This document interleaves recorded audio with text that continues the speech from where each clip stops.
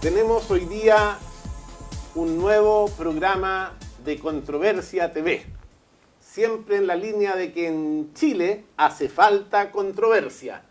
Hoy día tenemos a Raúl Romero Goenaga, abogado, economista, doctorando en Derecho de la Universidad Católica de Valparaíso, profesor universitario en algunas casas de estudio de Santiago y un ciudadano políticamente activo.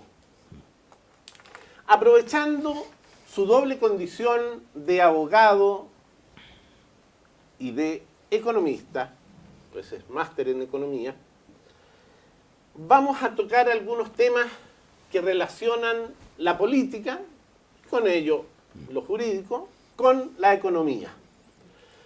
Las relaciones entre política y economía están en su máxima efervescencia en el Chile de hoy. Y por supuesto, no solamente en el Chile de hoy, sino que también desde hace harto tiempo en Chile, pero también en otros países, ¿ya? No nos vamos a explayar en esos detalles, sino que vamos a ir a este tema. Las relaciones políticas y negocios se pueden plantear a nivel interno del país, en nuestro caso Chile, pero también a nivel internacional, porque tenemos que hay una relación entre los estados y los mercados, relación que no es simple ni sencilla, sino que afecta muchas veces y cada vez más a la soberanía de las naciones. ¿Qué nos dice sobre este tema, don Raúl? Bueno, muchísimas gracias, Pedro, por la consulta. Saludos a los espectadores, a los auditores. Mira, tú has dicho una cosa que es muy sensata. A esta altura del desarrollo del mundo, claramente lo jurídico y lo económico van de la mano. Y más aún, lo jurídico, lo económico y lo político. En una dinámica de cosas que típicamente solo es posible en una lógica de que todos ganemos como resultado de esa dinámica, o algunos ganen y otros pierdan. Esto ya lo dijo la teoría de juego, en el sentido de que hay ciertas acciones humanas en donde todos salimos favorecidos si en el fondo apoyamos la misma causa y no nos hacemos trampa. Los juegos cooperativos. Pero también es cierto que hay otro tipo de actuaciones humanas en donde, por diversas razones, en donde generalmente priman los egos y también los oportunismos, hay gente que trata de sacar provecho de una situación determinada. Con esto quiero decir que la ciencia económica, que se focaliza en un tema en particular, que es el concepto de la escasez, que no es otro que una cantidad de recursos que se hace insuficiente para una cantidad de necesidades que son múltiples, debe tratar de dar soluciones. Y cuando la ciencia económica intenta maximizar y de alguna manera que se produzcan los bienes y servicios para que todos satisfagamos nuestras necesidades, te encuentras con que los operadores en la práctica de eso, que son fundamentalmente las empresas y los demandantes, si no colaboran, si no crean un estado de cosas y el Estado a su vez genera las condiciones para que esto funcione adecuadamente en esa línea cooperativa, va a redundar necesariamente en que unos u otros se van a aprovechar, que unos u otros se van a hacer trampa.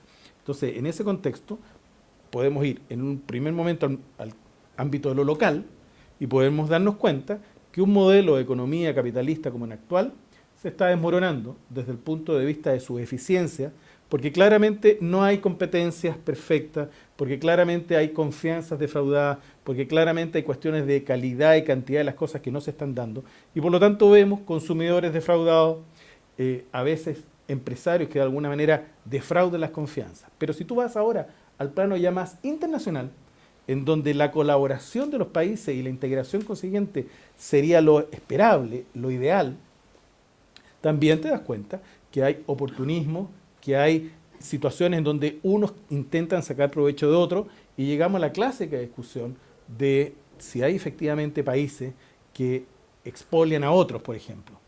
Y yo creo que en la actualidad seguimos viendo la misma dicotomía en el plano internacional, en donde hay pugna entre ciertos países, y en el ámbito de lo local, en que todavía no somos capaces de superar de una vez por todas una relación económica entre los oferentes, los demandantes, la ciudadanía y sus empresarios, que de verdad podamos decir somos un país desarrollado.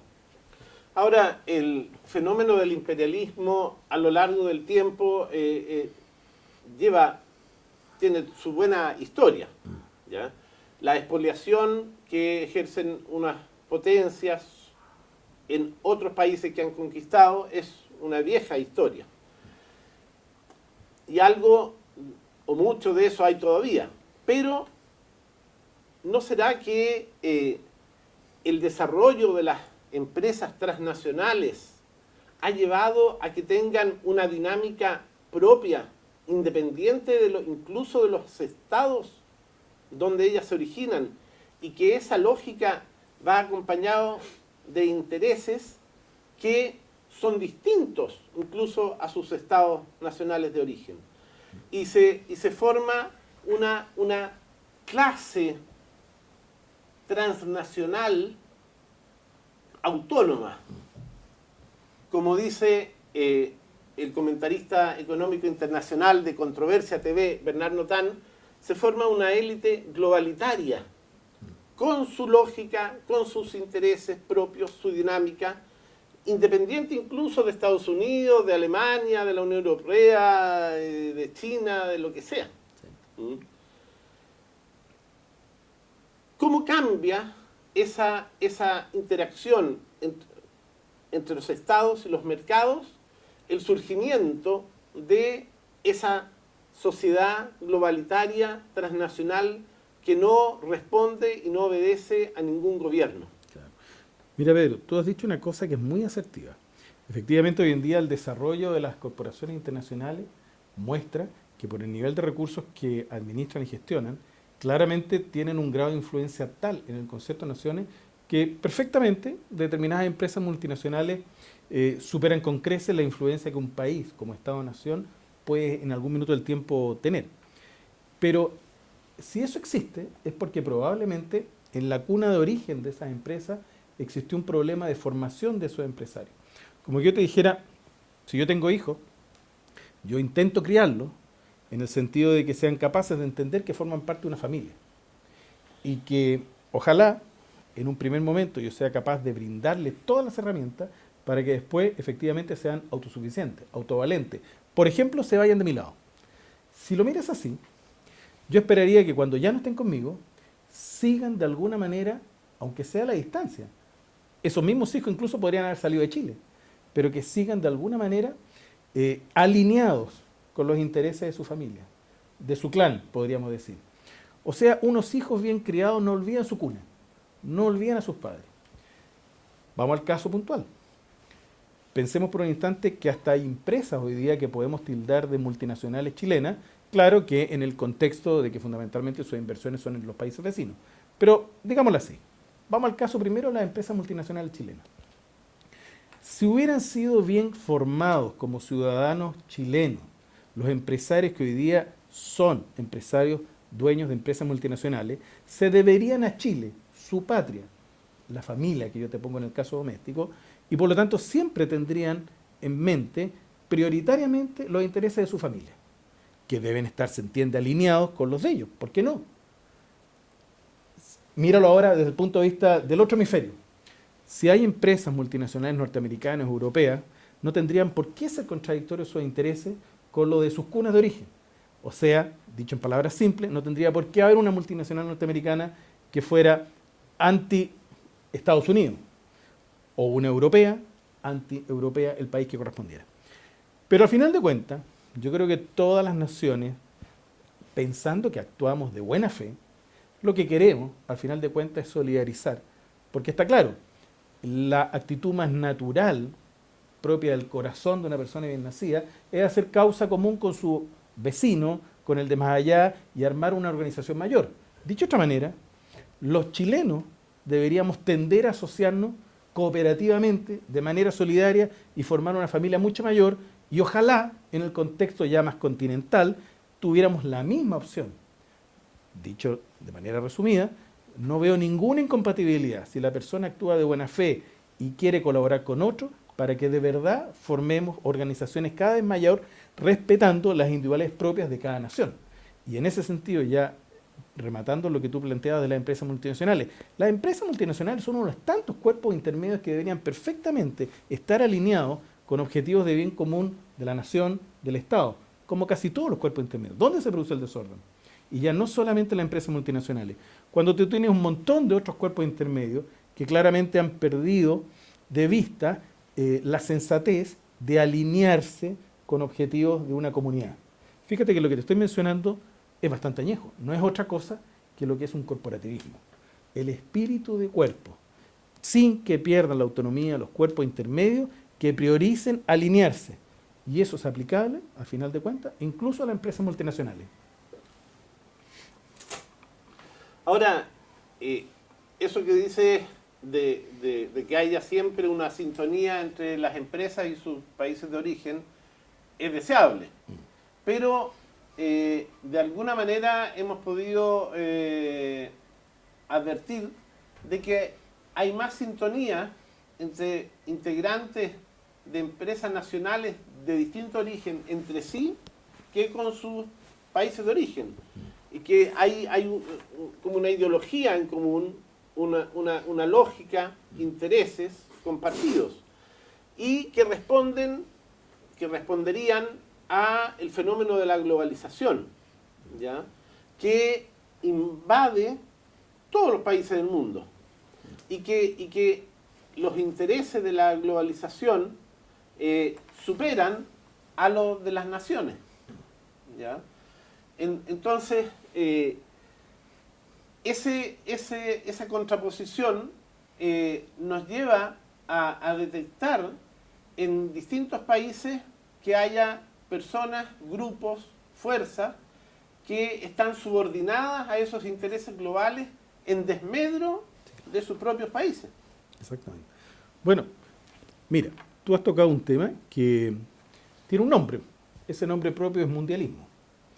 Y por lo tanto, con el escaso conocimiento que yo pueda tener, yo comprendo que hay una alta probabilidad que efectivamente haya grupos de personas concertados, de alto poder de todo tipo, que desde el extranjero efectivamente quieran manipular naciones, continentes, etc. Esa es una amenaza real en todo orden de cosas en la vida. También nos puede ocurrir en el plano externo. Si así fuera, si efectivamente hubiera grupos que intentan de alguna manera manipular, por ejemplo, puntualmente a Chile, yo creo que con mayor razón no nos queda otra opción de nosotros tener la lucidez y ser capaces de organizarnos de tal manera que desde un punto de vista geopolítico, en contra de esa amenaza o cualquier otra, seamos capaces de plantarnos. Porque mira, al final de cuentas, los estudiosos de hoy día te dicen, mira, para que un país sea una gran nación, debe cumplir a lo menos 3 requisitos. Debe ser desarrollada y bastante más allá de lo meramente económico. Para eso hay indicadores de calidad de vida de Naciones Unidas que te dicen en un sinnúmero de otros ítems en donde tú deberías ser desarrollado. Dicho de otra manera, no solamente en lo material, cosas de, por ejemplo, calidad de vida. Pero además debe ser una nación respetada. O sea, debes tener el poder fáctico para imponer respeto. Lo cual supone desde ya que tú tengas unas fuerzas armadas que tengan un poder disuasivo a lo menos. Que tengas una diplomacia efectiva, que sea capaz de poner coto a situaciones de índole civil y no militar. Y ahí ya nos llama la atención una cosa. Hemos sido llevados a juicio ante la Corte Internacional de Justicia en La Haya en 2 ocasiones que prácticamente en los últimos años, el último quinquenio, hemos estado entrelazados en ese tipo de conflictos. Pero también debemos ser respetados porque nuestros agentes particulares, los que ya no son representativos del gobierno, tengan un actuar tal de que impongan respeto. Entonces, en el fondo, a lo que yo estoy haciendo relación es que si de verdad hay algún tipo o grupo interesado en el extranjero, que la literatura siempre sabe identificar 2 o 3 grupos, pero que representan esto que se llama mundialismo, es obvio que nosotros deberíamos tener todos los frentes cubiertos para que actuáramos en consecuencia. Y si hay empresas multinacionales que terminan respondiendo a los intereses extranjeros, como Estado deberíamos hacernos cargo. Y creo que incluso constitucionalmente tenemos las herramientas. Tú me podrás decir, a ver, pero ¿no se supone que en Chile el derecho de propiedad está consagrado constitucionalmente? Sí, claro que lo está. Pero acuérdate que una de las garantías constitucionales, precisamente al derecho de propiedad, señala que hay una función social de la propiedad. Y para mí, la principal función social de la propiedad es el interés del bien común. Y por lo mismo, si hubiera una empresa multinacional chilena que estuviera respondiendo finalmente a los intereses extranjeros, esa empresa multinacional chilena debería ser expropiada. Obviamente, yo creo que ahí hay un aviso entonces para que ellos se cuadren de antemano con una política de gobierno que lo único que intenta es que exprime el bien común. ¿Te das cuenta? Esa relación de personas o grupos o empresas dentro de los países que responden a intereses foráneos, a intereses globales, hace recordar la política militar inglesa cuando la India era colonia de ellos y tenían, aparte de las tropas inglesas, a los cipayos, que eran tropas locales de la India, pero que estaban comandadas y subordinadas a los ingleses, y los ingleses utilizaban a esos cipayos, a esos hindúes, a su orden, para reprimir y controlar a la India. Es difícil identificar a quienes en Chile, por ejemplo, responden a intereses foráneos. Por lo tanto, quería citar dos casos. El escritor Armando Uribe publicó un libro que se llama Carta Abierta a Agustín Edwards, en donde lo identifica como uno de esas personas que responde a los intereses de Estados Unidos. Y describe y dedica un libro a eso. Libro del cual, por supuesto, hoy en Chile no se habla. Ya. Aunque, claro, el Colegio de Periodistas acaba de recordar eso y lo acaba de expulsar hace unos días atrás del Colegio de Periodistas. Y en el caso del gobierno anterior, tenemos que el semanario El Ciudadano identificó con su portada a Rodrigo Ginspeter, entonces ministro del Interior, como alguien que también no trabajaba para Chile, sino que para una agencia extranjera, el Mossad, y un gobierno extranjero, el de Israel. Por supuesto, en ninguno de los dos casos, ni el Mercurio ni la Embajada de Israel se atrevieron a demandar al Ciudadano o a Armando Uribe. Prefirieron la ley del silencio. Desde un punto de vista jurídico, me imagino que es complicado decirle, tú estás trabajando para otros, que no es tu patria. Bueno, mira, cuando uno le imputa a una determinada persona la comisión de actos que en definitiva son ilegales, como si dijéramos yo le imputo a alguien el homicidio de otra persona, estoy eventualmente incurriendo en un delito llamado calumnia. La única manera que tengo de exonerarme de esa responsabilidad es poder probarlo. En eso se difiere del delito de injuria, que son estos improperios de agraviar a una persona mediante ofensa, en donde solamente me pueden perdonar. No puedo entrar a intentar probar para eximirme de responsabilidad. Yo creo que los hechos que pueden ser caracterizados o tipificados como delitos de traición a la patria, genéricamente hablando, habría que ver el caso puntual, habría que saber probarlos. Es un tema de prueba. Por lo tanto, lo que yo digo es que si uno estuviera en condiciones de probar, lo cual reconozco que siempre será dificultoso, pero en condiciones de probar que efectivamente se cometió un delito, por ejemplo, de la naturaleza que estamos hablando, lo que corresponde es denunciarlo y actuar en consecuencia. Pero por eso mismo es que yo creo que uno tiene que, en la medida que participe en política partidaria, tenga pretensiones de acceder al poder y eventualmente alguna vez lo sea, tiene que ir dejando claro en su mensaje que haya sido el pasado que sea de las personas, tienen una oportunidad de redimirse. Porque lo que sí es cierto es que la vida en general no es ni blanca ni negra, son unos matices de grises, el mundo cotidiano. se hace el mejor mundo posible con lo que tengo a mano. Y ha habido experiencias históricas, políticas importantes, en donde no han sido prístinos ángeles las personas que han actuado. De repente, hasta en el pasado reciente chileno, uno percibe que hay situaciones bastante heroicas en donde hay gente que claramente estaba en esos matices de grises. Lo que sí es cierto es que aquella persona que esté comprometida hasta los tuétanos con intereses foráneos y actúa premeditadamente, con dolo, es muy distinto a una persona desinformada que de manera culposa nomás, por la mera negligencia de no cultivarse un poco más, de no educarse un poco más en lo que es el mundo real, comete errores y se presta para terminar siendo, por ejemplo, un tonto útil. Es a esa persona, a la desinformada, en donde uno tiene alguna posibilidad real demostrándole cómo es que funciona el mundo, que efectivamente, al final de cuentas, ellos recapaciten y se cuadren con una línea de un estado de bien común. Pero siempre es posible que haya otro grupo de personas. Respecto de ese otro grupo de personas, contumace, absolutamente clara de lo que están haciendo, no queda otra opción que la que se aplica respecto de cualquier delincuente que quiere perseverar en el delito. Tú tienes que ser capaz de probar la responsabilidad penal para que consiguientemente seas capaz de sancionarlo penalmente. Hace un rato diste un elemento que podría ser interesante para el debate que se avecina de la reforma constitucional, del proceso constituyente, inclusivo de la ciudadanía o como se quiera llamar, que es el hecho de que debería tener un rango constitucional el que los miembros de la comunidad nacional chilena se deban a Chile. ¿Ah?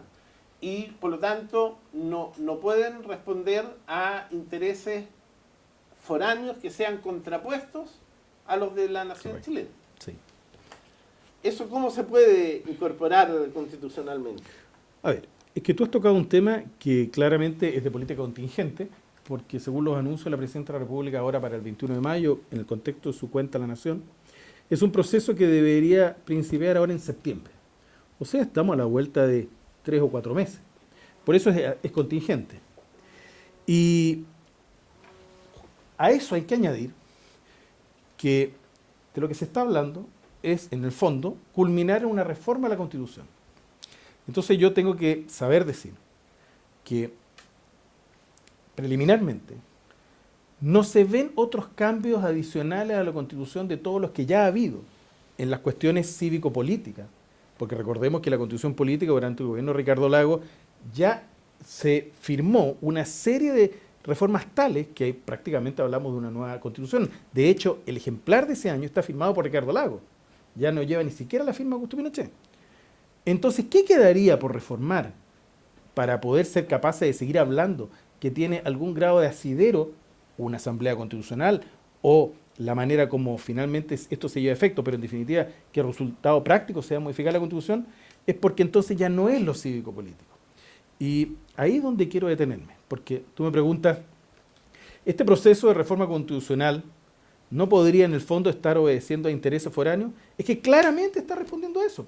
¿Cómo lo podemos visualizar? Porque ya te digo que las reformas de corte cívico-político, las que de alguna manera podrían haber interesado a los chilenos en general, en aras de una mayor representación o que la representación sea más fidedigna con lo que son en el fondo las bases, ya está hecha.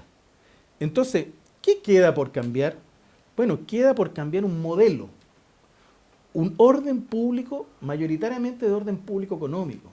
Porque la Constitución chilena se ha caracterizado siempre en doctrina como una constitución económica y rígida, en el sentido que plasma un modelo y de manera bastante pétrea en cuanto a que cueste cambiarlo.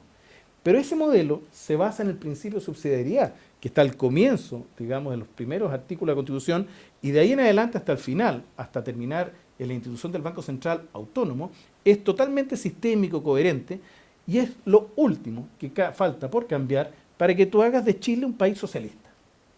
Y cuando tú piensas en un país socialista, léase casi a la vuelta de la esquina, en el sentido de Marx, que el socialismo, digamos, es la idea a lo que se quiere llegar, estamos hablando de un país de izquierda con parámetros del comunismo. Y esos son intereses foráneos.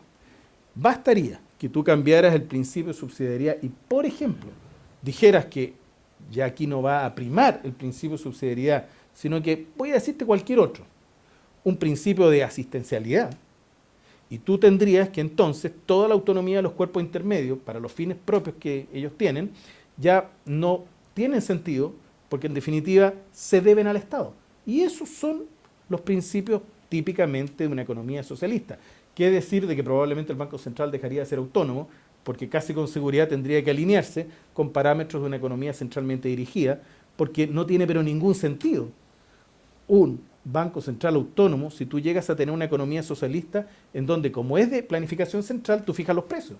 Y se supone que el Banco Central tiene dentro de sus funciones la política monetaria y la cambiaria, o sea, la cantidad de dinero circulante acorde con los pagos que debe hacer por la variabilidad de los precios, y la política cambiaria porque tú efectivamente tienes tipos de cambios libres.